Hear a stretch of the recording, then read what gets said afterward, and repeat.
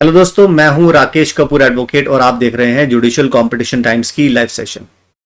Section number 311 of CrPC, power of court to summon the witnesses, recall the witnesses और re examine the witnesses. इसके relation में एक video session video number 1 already मैं launch कर चुका हूं, जो कि यूट्यूब पर ऑलरेडी मौजूद है। उम्मीद करता हूं आप लोगों ने वो देख लिया होगा। और उस वीडियो सेशन में मैंने आपसे बताया था कि इसके रिलेशन में मैं वीडियो नंबर 2 भी लॉन्च करूंगा, जिसमें मैं ऑनरेबल हाई कोर्ट्स और ऑनरेबल सुप्रीम कोर्ट के जो इंपॉर्टेंट जजमेंट्स थे उसको मैं डिस्कस करूंगा, ताकि जब कभी भी कोई प्रॉब्लम बेस्ड क्वेश्चन आपके सामने जुडिशरी में आए तो उसको आप आसानी से सॉल्व कर लो with the help of these various concepts. ये वीडियो सेशन आपको आपकी प्रैक्टिस में भी काफी हेल्प करने वाला है, और अगर आप ऑलरेडी सेलेक्ट हो चुके हो तो वहां पर भी आपको काफी ज्यादा मदद मिलेगी ऑर्डर्स को फाइनलाइज करने में, कि अगर इस तरह की प्रॉब्लम्स आती हैं तो आप उसको डिसाइड कैसे करेंगे।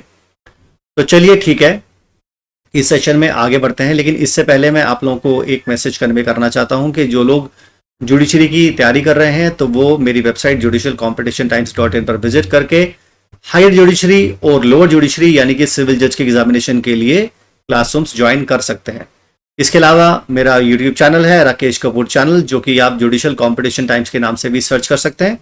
उस पर भी आप सब्सक्राइब करके ऑल वाला जो बटन है नोटिफिकेशन का, उस पर क्लिक कर लीजिए, ताकि मेरे सारे लॉ के अपडेट्स आपको सबसे पहले मिल जाएं।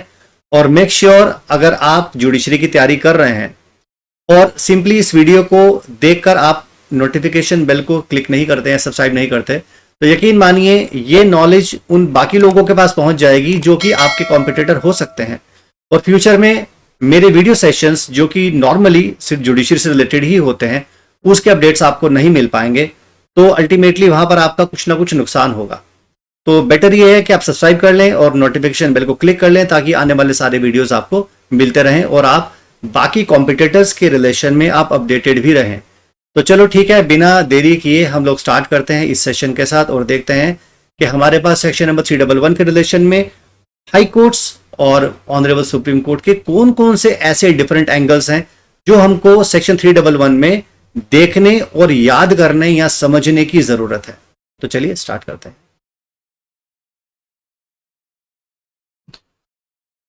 वैसे तो ऐसे बहुत सारे केस लॉज हैं, बहुत सारे इंपॉर्टेंट केस लॉज हैं जो कि हमको इस सेशन में डिस्कस करना चाहिए, लेकिन for the sake of convenience possible नहीं है सबको डिस्कस करना। तो हमने रैंडमली कुछ साइटेशंस जो कि हमको लगता है कि जुडिशरी में काफी ज्यादा आने की उम्मीद है, आपके प्रैक्टिकल कोर्ट ऑफ लॉ में भी इसका यूज होता है, एज अ जज आपको इन साइटेशंस की जरूरत पड़ सकती है, तो उनका एक छोटा सा कंपाइलेशन हमने इस सेशन में लिया है। ज्यादा वीडियो लंबा ना हो जाए, ये भी इस बात का ध्यान में रखा गया है। तो चलो स्टार्ट करते हैं इस सेशन के साथ और देखते हैं कि हमारे पास कौन कौन से कंसेप्ट्स ऐसे हैं जो कि हमें जुडिशरी के पर्पस के लिए देखने की जरूरत है। सबसे पहला कंसेप्ट है हमारे पास कि अगर मान लो कोई भी एप्लीकेशन कोर्ट के सामने लगाई जाती है, प्रोसिक्यूशन के पास अपॉर्चुनिटी थी किसी विटनेस से कोई पर्टिकुलर एविडेंस को पुटअप करने की, और उन्होंने उसको गिव अप कर दिया, उसे प्रोड्यूस नहीं किया या वो एविडेंस नहीं दी उस समय पर। उसके बाद हुआ ये कि डिफेंस की एविडेंस कंप्लीट हो गई। अब प्रोसिक्यूशन एक एप्लीकेशन लगाता है कि हम इन्वेस्टिगेटिंग ऑफिसर को बुलाना चाहते हैं इन पर्टिकुलर स्टेटमेंट्स को प्रूव या प्रोड्यूस करने के लिए। तो you as a court, you as a जज, आप क्या करेंगे, इस मैटर को कैसे डिसाइड करेंगे? अगर आपके सामने जुडिशरी में क्वेश्चन आता है या एज अ जज आपके सामने क्वेश्चन आता है, तो आप ऐसे कैसे डिसाइड करोगे? तो इसके रिलेशन में हमारे पास एक केस लॉ है, Chandran versus state of Kerala. Kerala high court का केस है, 1985 का है, CRLJ में छपा है, पेज नंबर 1288 पर। इसमें ऑनरेबल हाई कोर्ट ने कहा कि अगर आप इन्वेस्टिगेटिंग ऑफिसर को दोबारा से रिकॉल करते हो after the closure of evidence to produce और प्रूव द डिस्क्लोज स्टेटमेंट, कहने का मतलब यहां पर यह है कि अगर एक बार आपने उस आईओ को एग्जामिन कर लिया और ओरिजिनली आपके पास जब मौका था उस एविडेंस को प्रोड्यूस करने का या पुटअप करने का, वो आपने किया नहीं, अब आप उसे दोबारा से रिकॉल करना चाहते हो, तो यहां पर ऑनरेबल हाई कोर्ट ने यह कहा कि just decision of the case के लिए ऐसे आईओ को दोबारा से रिकॉल करने का कोई रिक्वायरमेंट नहीं है और ऐसी एप्लीकेशन अलाउ नहीं कर सकते। ये पहला केस है। दूसरा केस है हमारे पास, क्या हम इंफॉर्मेंट को रिकॉल कर सकते हैं किसी मैटर में। इसके रिलेशन में एक केस है हमारे पास, Mukund Dev Baral versus Sanjeev Baral 1992 CRLJ, page number 3048, Odisha high court का जजमेंट है। और इसमें उन्होंने कहा है where in the police instituted case. देखो आप लोगों को पता होगा कि केसेस दो तरह से इंस्टीट्यूट होते हैं, एक तो केसेस इंस्टीट्यूटेड पुलिस रिपोर्ट, दूसरा cases instituted otherwise than on the police report. तो यहां पर ये एक FIR लॉन्च हुई थी, कोई कंप्लेंट केस नहीं था। जब FIR लॉन्च हुई है तो स्टेट उस केस को कंडक्ट करता है, कंप्लेनेंट सिर्फ उसका स्टेटस एक विटनेस का होता है, इससे ज्यादा कुछ नहीं होता। प्रोसिक्यूटर डिसाइड करता है कि उसे कौन कौन से विटनेस को प्रोड्यूस करना है, किस किस को प्रोड्यूस नहीं करना। अब इस केस में हो क्या रहा है जरा ये देखते हैं। Where the police initiated the case, the trial judge had refused to recall a witness. Trial जज ने विटनेस को रिकॉल करने के लिए मना कर दिया। And the इंफॉर्मेंट went in revision against the refusal order. तो हुआ ये कि मैटर जो था वो FIR से इनिशिएट हुआ था और ट्रायल कोर्ट ने विटनेस को रिकॉल करने के लिए मना कर दिया। इंफॉर्मेंट कोर्ट के इस ऑर्डर को लेकर रिवीजन में चला गया। अब आगे क्या हुआ? It was held that revision was maintainable even if the case was instituted by the police report. Court ने कहा, ऑनरेबल हाई कोर्ट ने कहा कि ये रिवीजन मेंटेनेबल है चाहे ये केस पुलिस ने ही इनिशिएट यानी कि FIR के बेसिस पर ही इनिशिएट क्यों ना हुआ हो। अगर आप ये कहते हो कि इंफॉर्मेंट का कोई कैपेसिटी नहीं है, उसे दोबारा से रिकॉल नहीं कर सकते या उसको उसके इंस्टेंस पर किसी की रिकॉलिंग नहीं हो सकती, तो ऐसा नहीं है। उसके इंस्टेंस पर भी रिकॉलिंग हो सकती है, उसकी एप्लीकेशन पर भी रिकॉलिंग हो सकती है। The high court accepted the prayer of recalling the witness. तो यहां पर इंफॉर्मेंट ने एप्लीकेशन लगाई थी, यानी एक प्राइवेट कंप्लेंट तो नहीं मैं कहूंगा, बल्कि मैं कहूंगा कि जो प्राइवेट काउंसिल था उसने एक एप्लीकेशन लगाई थी कि हम विटनेस को रिकॉल करना चाहते हैं। तो वहां पर दूसरी पार्टी ने ऑब्जेक्शन लिया क्योंकि ये मैटर जो है स्टेट का मैटर है, तो स्टेट इसे प्रोसिक्यूट कर रही है, तो इंफॉर्मेंट का तो कोई भी कैपेसिटी नहीं है इस एप्लीकेशन को मूव करने का। तो ऑनरेबल हाई कोर्ट ने कहा नहीं, बिल्कुल ऐसा नहीं है, उसके पास कैपेसिटी है, वो विटनेस को रिकॉल करने की एप्लीकेशन लगा सकता है अंडर सेक्शन 311 ऑफ CRPC। चलिए आगे बढ़ते हैं।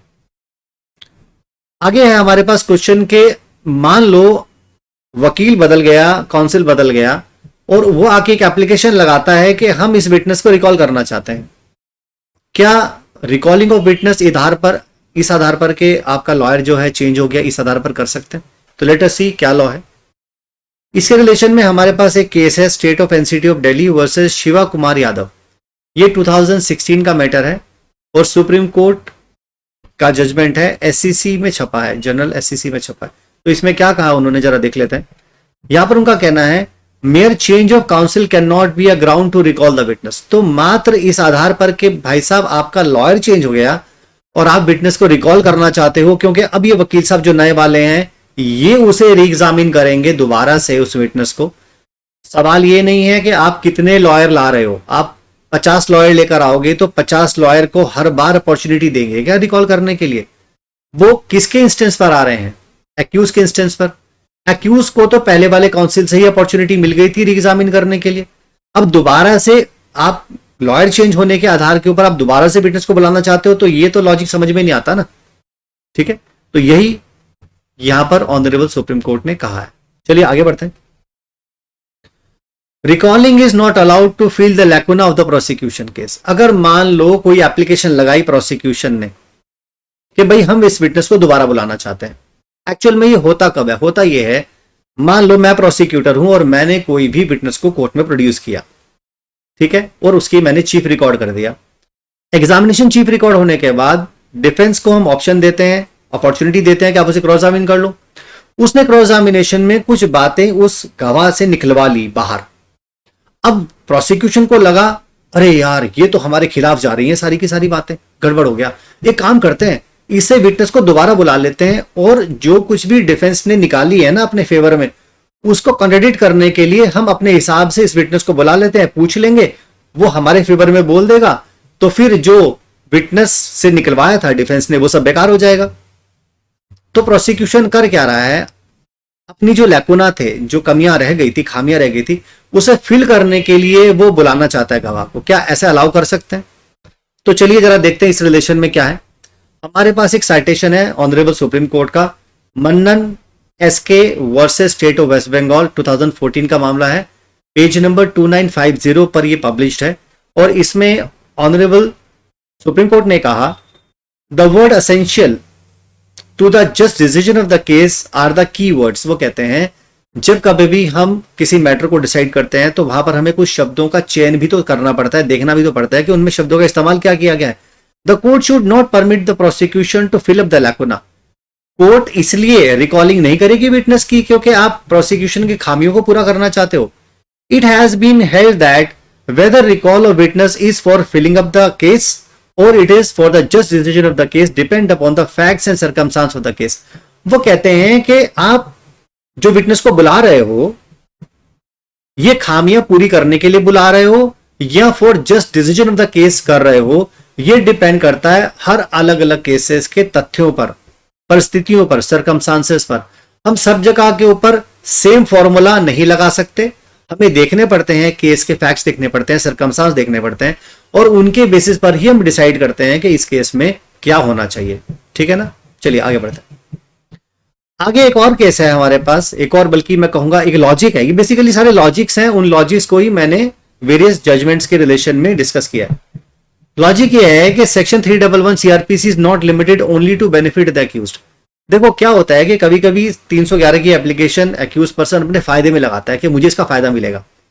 जैसे प्रोसिक्यूशन अपनी लैकुना को फिल करने के लिए लगा रहा था ना एप्लीकेशन, इस तरह से जो अक्यूज होता है वो भी सोचता है कि मैं इस गवाह को दोबारा बुलाकर कोई फायदा उठा लेता हूं। अब लेकिन ये फायदा उठेगा कैसे? तो चलो फैक्ट्स देखेंगे और साइटेशन को भी देखते हैं क्या है। इसके रिलेशन में भी हमारे पास सुप्रीम कोर्ट का एक जजमेंट है, Hanuman Ram versus state of Rajasthan 2009 का मामला है, पेज नंबर 69 पर पब्लिश्ड है। इसमें हुआ क्या पहले समझ लेते हैं, फिर ठीक से समझ में आने लगेगा। Witness was examined and cross examined before the magistrate. एक मजिस्ट्रेट के सामने एक विटनेस पेश हुआ, उसका एग्जामिनेशन चीफ रिकॉर्ड हुआ और फिर उसका क्रॉस भी हो गया। ठीक है जी। Subsequently he gave inconsistent evidence before the juvenile court. देखो जुवेनाइल कोर्ट में हम गवाह को या जो भी विटनेस होता है उसको वहां भेजते हैं for the purpose of determination of the age, या अगर मैटर जुवेनाइल वाला है, मान लो माइनर है, उसका वहां पर चलना है मैटर, तो फिर उसका जुवेनाइल कोर्ट में वो मैटर चला जाता है। अब यहां पर क्या हुआ, he subsequently gave inconsistent evidence before the juvenile court where one of the accused was being tried. अब उनमें से कोई एक जो एक्यूज था उसका ट्रायल वहां पर चल रहा होगा और वहां पर उस गवाह ने इनकंसिस्टेंट स्टेटमेंट दी जुवेनाइल कोर्ट में। पहले स्टेटमेंट मजिस्ट्रेट कोर्ट में हो गया, फिर जुवेनाइल कोर्ट में भी गया और वहां पर भी उसने जो स्टेटमेंट दी वो मजिस्ट्रेट कोर्ट से इनकंसिस्टेंट दी जुवेनाइल कोर्ट में। दोनों की स्टेटमेंट में फर्क था। ठीक है ना? An application was made before the magistrate to re-summon him for cross-examination about his statement in the juvenile court. अब जो एक्यूज था, जो मजिस्ट्रेट वाले कोर्ट में जो मैटर चल रहा था, वहां पर लॉयर ने एक एप्लीकेशन लगाई, अच्छा जुवेनाइल कोर्ट में तो कुछ और बोला है इसने, हमारी कोर्ट में कुछ और बोल रहा है, तो हम एक काम करते हैं इसको बुला लेते हैं, फिर उससे जुवेनाइल कोर्ट के बारे में पूछेंगे, तूने वहां पर वो स्टेटमेंट दी है और यहां पर ये स्टेटमेंट दी है, तो भैया बता कौन से वाली सच है, बता कौन से वाली सही है। तो इस रिलेशन में उसने उसे रिकॉल करने के लिए एप्लीकेशन कोर्ट में लगा दी। ठीक है, आगे क्या हुआ, कोर्ट ने कहा that the section is not limited only to benefit of the accused. वो कहते हैं ये सेक्शन इसलिए नहीं है, सिर्फ इसी पर्पस के लिए नहीं है कि हमें एक्यूज को फायदा देना है। The determinative factor for exercise of power is to see whether it is essential to just decision in the case. वो कहते हैं हमको देखना पड़ेगा, डिटरमिन करना पड़ेगा कि न्याय के हित में इस गवाह को बुलाना जरूरी है या नहीं। ना तो हम प्रोसिक्यूशन के लैकुना को देखेंगे और ना हम ये देखेंगे कि एक्यूज को इसका कोई फायदा मिल रहा है कि नहीं मिल रहा।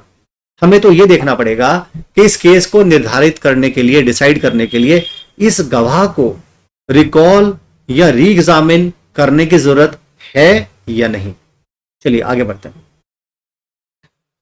एक और लॉजिक है हमारे पास, whether a witness be recalled on suo moto reopening of the case. मान लो कोर्ट ने केस को रीओपन कर लिया और कोर्ट खुद से ही उस विटनेस को बुलाना चाहती है, क्या बुला सकती है? चलिए इसको भी देखते हैं। इसके रिलेशन में हमारे पास आंध्र प्रदेश हाईकोर्ट का एक केस है, Palacharla Ramarao versus state of Andhra Pradesh 2002 का मामला है, पेज नंबर 4189 में पब्लिश है। अब इसमें क्या हुआ, यहां पर वो कहते हैं कि प्रोसिक्यूशन का केस क्लोज हो गया, डिस्ट्रिक्ट सेशन जज ने केस को दोबारा से रीओपन कर लिया और एक समन इशू किया रेडियोलॉजिस्ट को, इसलिए कि उसकी एविडेंस किसी एक्सरे रिपोर्ट के रिलेशन में देनी थी। Considering the same to be useful for deciding the case and giving reason thereto, or therefore, it could not be said that jurisdiction under section 311 was exceeded. उन्होंने कहा कि अगर court को खुद से ही लग रहा है कि किसी एक्सपर्ट को या किसी विटनेस को बुलाने की जरूरत है, क्योंकि यहां पर जो रेडियोलॉजिस्ट था उसको नहीं बुलाया था क्योंकि प्रोसिक्यूशन का एविडेंस कंप्लीट हो चुका था, क्योंकि यहां पर जो रेडियोलॉजिस्ट था उसको नहीं बुलाया गया था और कोर्ट को ये लग रहा था कि इसका बुलाया जाना कोर्ट की मैटर को डिसाइड करने के लिए जरूरी है, तो कोर्ट उसको बुला सकती है। और हम यहां पर नहीं कह सकते कि कोर्ट ने अपने जुरिस्डिक्शन को एक्सीड किया है और वो एम्पावर्ड नहीं थी सेक्शन 311 ऑफ सीआरपीसी में ऐसे विटनेस को रिकॉल करने के लिए या रिएग्जामिन करने के लिए। तो मैं उम्मीद करता हूं इस वीडियो सेशन में जो कंसेप्ट्स हमने डिस्कस किए हैं वो आपको प्रॉपर्ली समझ में आ गए होंगे। सो अगर आपको ये वीडियो अच्छा लगा है तो इसे लाइक शेयर सब्सक्राइब जरूर कीजिए। यूट्यूब पर ऑल के नोटिफिकेशन को जरूर क्लिक कर लीजिए ताकि मेरे वीडियोस आपको समय समय पर मिलते रहें। तो मैं दोबारा से एक बार कहना चाहूंगा कि वो सभी लोग जो जुडिशरी के लिए तैयारी कर रहे हैं और जो लोग मेरी क्लासरूम्स को ज्वाइन करना चाहते हैं, मेरी वेबसाइट judicialcompetitiontimes.in पर विजिट करके आप एनरोल कर सकते हैं वेरियस कोर्सेज के लिए। Thank you so much. जय हिंद, जय भारत।